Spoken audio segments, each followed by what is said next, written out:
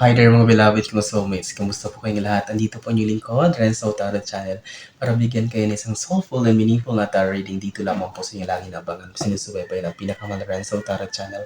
Mega shoutout po sa lahat ating soulmates sa buong Pilipinas at sa buong mundo na laging nanonood. Maraming salamat po.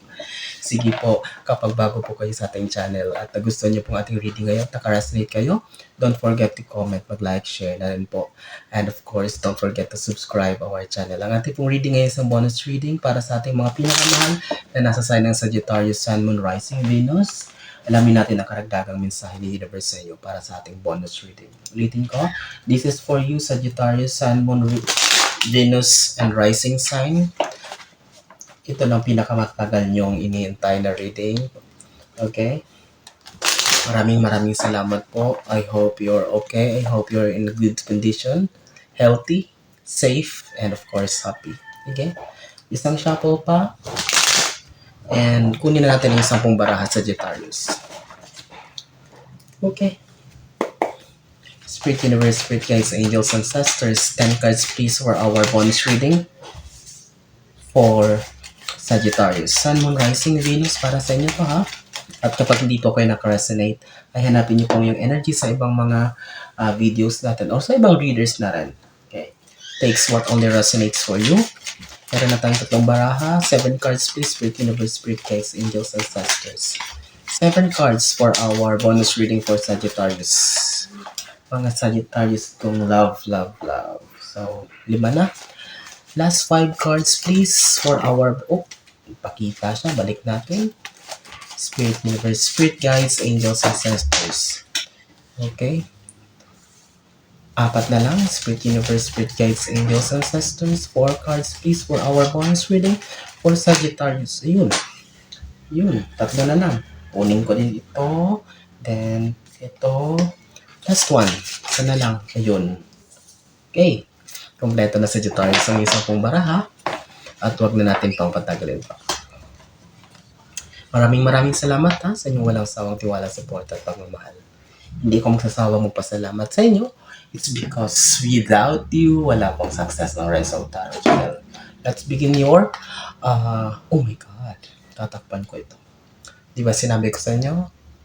You will get what the cards will tell. Hindi ako nag-sugarcoat, hindi ko tinatakpan or pinagmumukhang maganda ang reading para lang sa views or kung ano man. Kailangan ko maging prangka, magpakatotoo. It's because dito tayo minamahal ang mga viewers. Although this is a negative card na opening card mo sa Sagittarius, it doesn't mean that the whole reading will be negative. Okay. Devil. So, kaya ko tinakpan kasi yung opening card is Devil card. So, anong ibig sabihin nito sa Sagittarius? Mag-ingat sa lahat ng gagawin. Mag-ingat sa mga galaw. May mga evil eye. Mag-ingat sa mga desisyon na gagawin, sa mga lugar na pupuntahan, or sa lahat ng aspeto mag-ingat. Because the Devil card represents something bad, talaga negative. Maybe may mga tao kang pinapakasamahan sa araw-araw katrabaho, or even in your circle na baka mamaya ay traidorin ka or palihim kang kinaiinggitan. Okay, so it will produce negative vibes or blockages in terms of blessings para sa'yo. But these devil cards, I can see here talagang evil eye para sa Sagittarius. Alamin natin sa mga susunod na baraha. Oh, Moon. Okay. Although this is a beautiful cosmic card, it's Moon. So there will be revelation.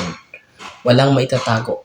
Kapag bilog ang buwan, ay naglalabasan ang mga lahat ng kinds of animals like, parang sinasamba. It's because di ba pag lumalabas ang moon or talagang maliwanag ang buwan, so it's like there's a total light or brightness. So, ibig sabihin walang sekreto na hindi mabubunyag. So, malalaman mo. You need to be observant sa Sagittarius, malalaman mo kung sino yung mga may evil eyes sa'yo or kung ano yung mga sekreto, mga tinatago nitong mga, baka may mga kutob ka na or mga may feeling, may mga kutob-kutob ka na hindi mo pa na-confirm, it will be confirmed. Malalaman mo yan in the celestial. With this moon card, it will reveal everything. Walang maitatago. Kung ano ang ibabato ni universe, walang Sino man ang makakaligtas nito, walang makakatago, or what I mean is like, no one is exempted. Yung mga may masamang balak or parang yung may mga tinatagong hindi maganda. But if your intentions and heart is full of, if your heart is full of good intentions, walang masama. Kahit ano naman ang i-reveal ni Moon. So, i-reveal niya ang mabuting puso mo. Okay? Pangatlo, Ace of Swords. So, this is a very good card. Why? It signifies new beginning. Okay. So, in terms of dun sa i-connect natin dun sa devil card, so, meron talaga na nagbablock. May mga blockages talaga sa'yo. Kasi merong mga blessings talaga. Actually, siguro, I can see here na parang naka-pile up na ito. Kumbaga, kung sa courier, kumbaga, on the way na ito. Pero bakit? Parang ang bagal pa rin ng pag-deliver or pagdating sa iyong bahay. It's because parang may mga nakaharang. Ayun, kinonfirm tayo ng devil card. But it signifies new beginning. It signifies a new milestone for you. Kaya kinaiingitan kasi ang daming mga blessings na dumarating sa'yo sa Sagittarius. Or siguro there are some of you na na-promote. Or there are some of you na nanalo into something. Or parang something lumago yung business. Or that's why na evil eye, may mga naiinggit. That's why medyo laging mabagal ang pag-grow. But this Ace of Swords signifies growth also. Okay? Paglago. Something new, something big. Fourth card mo. Oh, look at that. Ito na. Nandito na tayo sa ano bang dapat gawin para matanggal ang blockages. Sabi ko nga, i-reveal diba ni Moon kung sino yung mga yan. As of now, habang hindi mo pa totally na ko-confirm yung mga kutob mo, ikaw na mismong gumawa ng paraan sa Sagittarius para mag-cut off. Unti-unting lumayo ka sa mga sitwasyon na yan, sa mga tao na yan, kung kailangan mag-cut off ng friends, even family members. If they are toxic or they are not helping your growth, you need to do it. Okay? Maybe sila yung nagdadala ng blockages or negative vibes sa'yo. That's why the devil card ay lumabas. So, ayan, no? 7, if you want to be happy, you need to move away into situation. Tanggalin mo, bit-bitin, ikaw mismo, bunutin mo yung mga swords, mga espada, ng mga negativities na dala nitong mga taong to. Or ng sitwasyon na yan, maybe sa trabaho hindi ka na masaya, gusto mo nang lumipat, then you do it. Okay, because if it's not healthy anymore, if the environment is not healthy for you, then you need to make an action. But kailangan mo talagang gumawa. It's because yung devil card, maybe it will cause you, anxiety. So, ma-burn out ka. Hindi ka masaya. Makaaway mo pa yung mga ka-workmate mo, yung superior mo, yung boss mo. It will cause you trouble. Okay? Panglima, So, decision making. Sabi ko sa'yo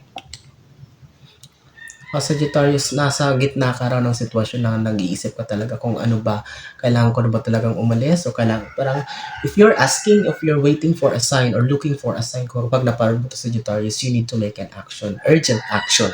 Kailangan mong kumilos o gumawa na ng paraan. But if the cards, kung ang cards na tatanungin mo, sinabi ko sa'yo, kailangan mo nang umalis or kailangan mo nang lumayo, mag-cut off.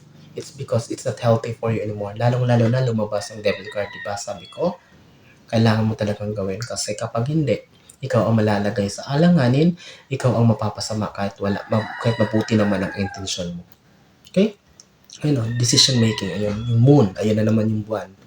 So, look at that one. But I can see here also, kapag nag-decide ka, it will bring you new, panibagong opportunity. Yan, may mga isla, may mga bagong islets na lilitaw. So, it means new, bagong income stream, panibagong trabaho na makapagbibigay sa'yo, makakatulong sa'yo ng pera. So, kailangan lang talaga, hindi naman pwedeng permanent. Ibig sabihin, dyan ka na, hanggang dyan ka na lang tumanda. No? Walang masama sa palipat-lipat as long as pina-priority mo yung health mo or yung mental health mo, physical health mo. Okay? Sabi ko sa'yo meron talaga 9 of Pentacles, so stability in terms of money kapag gumawa ka ng action dyan sa kasalukuyan mong sitwasyon na hindi na masaya. ito, makukuha mo itong mga Nine of Pentacles, itong mga stability sa pera or mga magagandang pasok ng pera kapag sa new venture naman to, sa panibagong papasukin mo naman ito. Kasi dito, hindi ka na mababurn out. So, magiging malaya ka. You have the freedom to do your job. Parang hindi ka nasasakal, walang masyadong pressure sa'yo. That's why you will be happy here. And of course, it will bring you, kapag masaya tayo, magiging productive tayo sa trabaho, kung ano man. And of course, you will be compensated. Magiging masaya ka, kontento ka sa magiging sahod mo dito. Ayan tingnan mo, Nine of Pentacles. Okay, Sagittarius, nasusundan pa? Pampito. Oh, yun. Partnership, collaboration, new offer. Sabi ko sa'yo Sagittarius, kailangan mo talagang gumawa lang ng paraan para makaalis dyan. Merong mga marami pang offer na bibigyan sa'yo. You will be meeting new people, new networks, new associates, mga bagong tao, bagong kaibigan na makakatulong sa'yo. That's why you don't need to dwell on that environment na hindi na masaya para sa'yo. Okay? Kung hindi ka na talaga healthy, hindi na talaga very toxic na, you need to make a way. Here, you are guaranteed na meron talagang panibagong mga options na parating sa'yo. Panibagong opportunities with these Two of Cups. So, partnerships, cooperation, collaborations, new networks, new environment, new people that you will be meeting. Okay? Pangwalo, Temperance. So, you will have the strength. You will have the courage. Bibigyan ka. Magkatapat pa sila ng Ace of Swords. So, it will boost your confidence. Dito lalabas ang iyong mga natatagong skills wherein makakatulong sa pag-grow mo or even sa trabaho mo, sa company makakapag-contribute ito. O kumbaga mabibigyan ka ng chance para ilabas mo ang iyong galing. So, bibigyan ka rin ng lakas ng loob, strength, wisdom, talino, at the same time, discernment sa pag-decide ng mga bagay ng ikabubuti mo at ng mga tao sa paligid mo. Okay, Sagittarius, you will have the freedom. Mabibigyan ka ng freedom, pumili, mag-decide o kung ano man. Look at this one, pang siya mong bara is Six of Cups. Here you are, hindi lang basta cups ang aanihin mo na achievements, it's an overflowing cup. Tingnan mo, may laman, namumulaklak, it's blooming. At the same time, sabi ko nga, mag-share ka. So what I mean is that talagang makakapag-contribute ka ng mabuti sa company mo or sa family members mo, sa mga tao na nangangailangan, makakatulong ka. So, kailangan mo na talaga gumawa ng paraan para makalipat or para sumubok naman ng bago kasi andun yung devil, so it means talagang your current situation is not working for you anymore. So that's why you need to it's very necessary na gumawa ka na ng aksyon para naman nakikita mo na kung anong klaseng buhay na nag-aantay sa iyo sa kabila. Okay? So you really need, it needs urgency para talagang mag-grow ka na. Okay? And last card, tapusin natin to, Sagittarius, na iyong napakagandang bonus reading with Three of Wands. So here you are. You are in the situation that you are thinking. Nasa kailangan talagang nag-iisip ka na talaga. Okay? But look at yung kaharap mo. Anong sinasabi ko? What color is that? It's yellow. Joy. So yung bago mong pupuntahan, yung bago mong daan na tatahakin ay magbibigay sa iyo ng so much joy, ng kasiyahan, fulfillment, okay, contentment that you have been longing for a long time na hindi mo naranasan. And I'm so happy that you're on the right track, sa tamang landas na tatahakin, but you need to make action. Kailangan mo lang talagang gumawa ng paraan kasi walang mangyayari kapag ganun pa rin, may stuck ka pa rin sa sitwasyon na yun. So, here, pinakita na ng universe through these cards kung ano ang nag-aantay sa'yo. Ikaw na lang. Kumbaga, yung kilos mo lang, kumbaga yung signal, nakita mo na yung signal or nakita mo na yung signs, you just need to do your job. Ikaw na mismo ang gagawa ng paraan. Okay? And that's it. Ang isa napakagandang bonus reading natin for Sagittarius. I'm hoping and praying na maraming nasa sign na Sagittarius na makapanood nito. At kapag nakaresonate po kayo, mag-comment po kayo, like and share. Of course, don't forget to subscribe. Maraming salamat sa inyong walang sawang tiwala, support at pagmamahal hanggang sa susunod nating pagsasama, mga pinakamahal kong soulmates. Nasaan man kayo ngayon naroon, ano mo po ginagawa nyo, mag-ingat kayo lagi. God bless us all.